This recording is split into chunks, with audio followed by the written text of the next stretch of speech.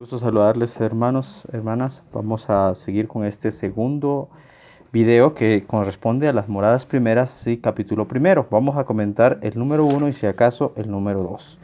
En este primer capítulo de la Santa, antes de poder entrar a la meditación, es necesario que nos hagamos una pregunta, que es, ¿qué consideramos nosotros que es una persona? Independientemente, todos tenemos que saber que venimos de ciertas corrientes antropológicas, espirituales, filosóficas, humanas, y ante ella es necesario saber qué es una persona, qué considero yo por una persona. Teresa de Jesús quiere invitarnos a una experiencia personal de Dios, pero no podemos tener una experiencia personal de Dios sin saber quiénes somos nosotros, o a qué estamos llamados, o de dónde hemos surgido, o qué considera Dios de nosotros, o qué consideramos nosotros sobre nosotros mismos, o sobre los demás. Entonces, para empezar este primer capítulo, vemos que, si ustedes lo ven en su libro, tendrá una parte de arriba donde aparece una descripción de lo que ella hablará en el capítulo. Esto se llama epígrafe. Y en el epígrafe ella dirá en qué trata, primero, de la hermosura y dignidad de nuestras almas. Es decir, que Teresa ya desde el principio nos lanza una bomba y nos dice, el alma es algo hermoso y digno. Y segundo, dice, para poder demostrarlo, es necesario que ella ponga una comparación para que nosotros lo podamos entender. En el video anterior hablábamos sobre una pregunta que es la mística. ¿Qué consideramos nosotros por mística? Y la mística, hermanos, conlleva una connotación que es difícil poder expresar con palabras lo que mediante la relación con Dios se tiene por experiencia. Es decir, que Teresa no nos puede decir con palabras, ella va generando un lenguaje nuevo y para poder expresarlo mejor va a utilizar un ejemplo para que nosotros lo podamos entender. Entonces dice, estando hoy suplicando a nuestro Señor, hablase por mí. Es decir, que la experiencia teresiana tiene primero por principio, por sujeto primordial, que Dios sea quien hable, que Dios sea quien nos dirija, que Dios sea quien nos haga concebir quiénes somos para Él y quiénes somos nosotros para Él mismo, ¿verdad? San Agustín hará o dirá un comentario en las Confesiones 1.5, dirá, Señor, ¿quién eres tú para mí y quién soy yo para ti, para que me ames, que me mandes que te ame? Y si no lo hago, me amenazas con grandes desgracias. ¿No es la misma, no es una desgracia la misma de no hacerlo? Entonces Teresa quiere comprender qué somos nosotros y dice, para comenzar, con algún fundamento, que es considerar nuestra alma como un castillo. Surge entonces ahora el nombre por el cual conocemos moradas y también por castillo. Dice, es considerar, nosotros tenemos que empezar a pensar el alma, nuestra estructura esencial, lo que hace que nosotros seamos personas y que tengamos una relación profunda con Dios y donde Dios puede habitar, considerar nuestra alma como un castillo todo de diamante o de un precioso cristal. Entonces tenemos una primera imagen que Teresa nos ofrece, es representarnos que somos algo tan digno, tan precioso, que Dios se ha preparado y que tiene la forma, digamos, como de un castillo, pero no cualquier castillo, sino hecho de diamante. Imagínense que Teresa de Jesús era una mujer de sociedad y sabía lo que era un diamante y sabía lo que conllevaba el valor y la belleza que el diamante tenía. Es decir, que tu alma tiene un valor y una belleza que no se pueden comparar, no se pueden comprar. Entonces dice, en este castillo hay muchos aposentos, dice. Es decir, existen muchas moradas. Como les digo, tiene la relación con el nombre. Entonces, luego Teresa utilizará otra comparación para darnos a entender. No solamente se quedará con el castillo, dice, sino que a mi parecer, dice, es el alma del justo, un paraíso a donde Dios tiene sus deleites. Quiere decir, hermanas, hermanos, que nos escuche por este medio, que Dios no solamente nos ha creado como un castillo para que Él tenga moradas, sino que nos ha destinado a ser un lugar precioso, un paraíso, en donde Él tiene sus deleites. Nosotros en Guatemala tenemos grandes paisajes. Imagínense un paisaje precioso y que Dios venga y descanse en él.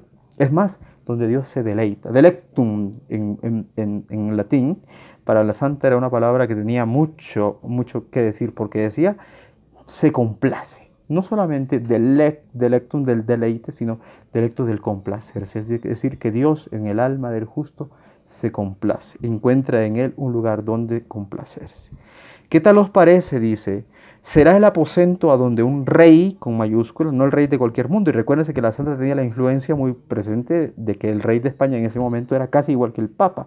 Tenía un poder magno, dice. Un rey tan poderoso que será, dice, tan sabio, tan limpio, tan lleno de todos los bienes, se deleita con nosotros.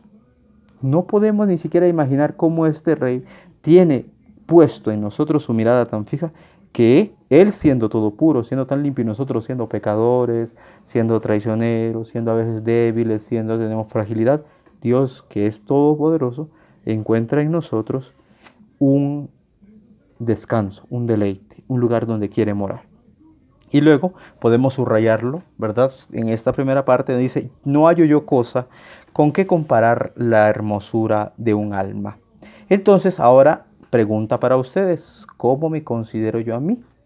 ¿Cuál es la experiencia religiosa, la experiencia espiritual que yo tengo? Y usted dirá, bueno, sí, hermano, usted dice que nosotros somos un paraíso, somos morada de Dios, perfecto, ajá, ok, muy bien. ¿Cómo tú cuidas esa morada entonces?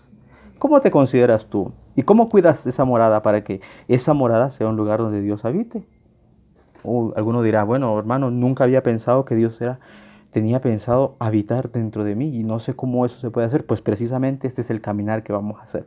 Un caminar de la mano de Jesús para que entremos en nuestro interior y podamos entrar a gozar también nosotros ahí con Él. Esta es la gran promesa de las moradas, que nosotros gozaremos con Él en ese interior. Pues, ¿por qué lo podemos hacer? Porque Teresa, al terminar este primer párrafo, dirá, pues para llegar a considerar a Dios, Él mismo dice que nos crió a su imagen y semejanza. Es decir, que Teresa nunca escapa de la relación doctrinal de la Iglesia. Pero criar a imagen y semejanza no solamente es que fuera mi parecido a Dios o que tengo cuerpo, no, porque Dios no tiene cuerpo. Dios no tiene las limitaciones que nosotros tenemos. Imagen y semejanza significa que Dios nos creó libres, con voluntad y con libertad. Esa es. Libres, con voluntad y con razón es la cosa. Libertad, voluntad y razón. Por eso nosotros nos parecemos a Dios. Y dirás, bueno, pero al final nosotros nos parecemos a Jesucristo que tomó cuerpo humano. Sí, ciertamente, eso también es real. Pero aquí estamos hablando de libertad, voluntad y razón. Dice la Santa Madre que es necesario que nosotros tenemos que conocer esta hermosura de este castillo para que nosotros podamos medio entender cuál es la dignidad y la hermosura de un alma. Al principio les dije que íbamos a llegar al número 2, pero no. Voy a hacer otro video para explicar el número 2 porque tiene el 2 mucha importancia. Entonces con este 1 vamos a entrar ahora a unas preguntas, ¿verdad? ¿Cuál es la primera pregunta? ¿Cómo considero yo mi alma? ¿En verdad la considero un castillo o un lugar en donde Dios encuentra su reposo? Segundo, ¿cómo el Señor se deleita conmigo y por qué el Señor se debería deleitar en mi alma, en mi estructura, en mi corazón, en lo que yo he hecho? Bueno, entonces tenemos que entrar en esa espiritualidad y decir, bueno, y entonces si no es así, ¿cómo puedo hacer yo para que Dios venga a deleitarse conmigo? O, ¿qué impedimentos tengo yo? Sería una pregunta, una quinta o sexta pregunta. ¿Qué impedimentos tengo yo para que el Señor se deleite conmigo en mi alma? Este es solamente el comentario al número 1 de este primer capítulo. Un numeral que si tú lo lees, lo subrayas, lo meditas, puede hacer muy bien que este día sea diferente para ti y puede empezar a marcar una diferencia en el camino espiritual. Les suplico, hermanos, a hermanos, que hagamos las preguntas y respondamos personalmente con mucha sinceridad para que podamos seguir caminando en este itinerario espiritual que ahora hemos comenzado. En el siguiente video veremos el número 2.